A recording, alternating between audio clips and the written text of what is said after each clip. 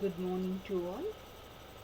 In today's session, let's deal with a poem written by Steve Smith, namely The Frog Prince.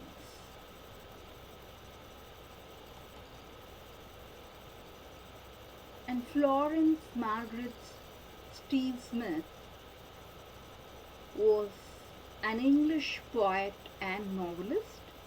She began writing poetry in her 20s. Her first book was the novel On Yellow Paper. It was published in 1936 and was very effective on her life experience. Her most popular subject was death, which she describes as her gentle friend. She was inspired mostly by fairy tales of the brothers Grimm and theology. She was officially noticed with the Commandele Award for Poetry in 1966 and the Queen's Medal for Poetry in 1969.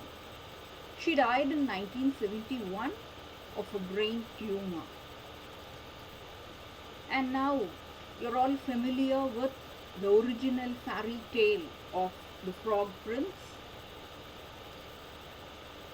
And this Frog Prince is a classical fairy tale about a prince who is turned into a frog by an evil witch.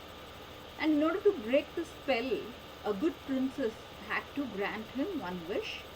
Luckily, the youngest princess in the kingdom came to play near the lake every day, so the frog got the chance to become a prince again. So goes the fairy tale of the original version.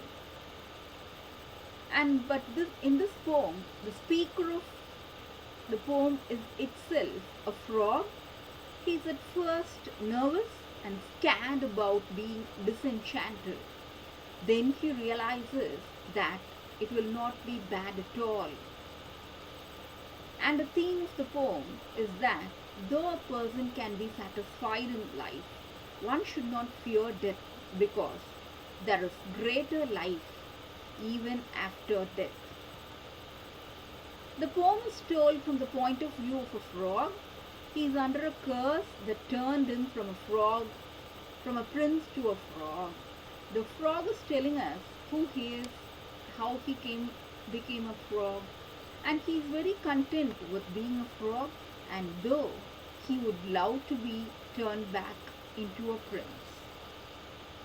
And the frog often wonders if it's worth turning back into a human. It knows that this is a common story, but he is still nervous. The enchanted frog is waiting to be kissed by a princess. The frog doesn't know if being disenchanted is better than being enchanted. He enjoyed his life so far, so he is nervous and worried that he might not like being disenchanted. The frog thinks about it, then realizes that disenchantment will be better. He then waits for the maiden to hurry and come.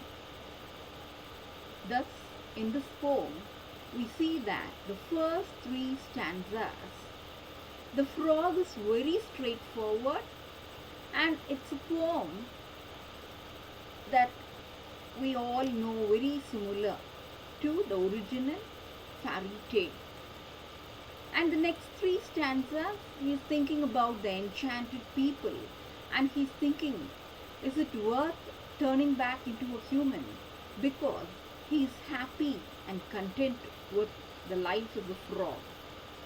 In the next four stanzas, he describes his life as a frog, and he is very pleased with his life. He loves how his life is quiet and basic. In the last two stanzas, the frog believes that you cannot be heavenly or happy until you are set free. He is waiting on his heavenly girl to come and set him free. So here the point of view is in the first person. It's effective because it gives a complete perspective. The whole poem focuses on the frog questioning his desire to become human again, and thus the poem applies personification. There is also the literary device of hyperbole when the frog says he can swim for many a mile.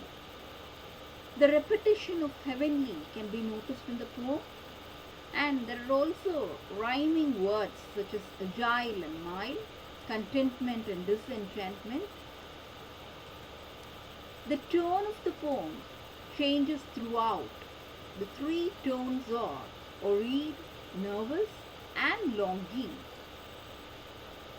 And that's all for today's session. Thank you and all.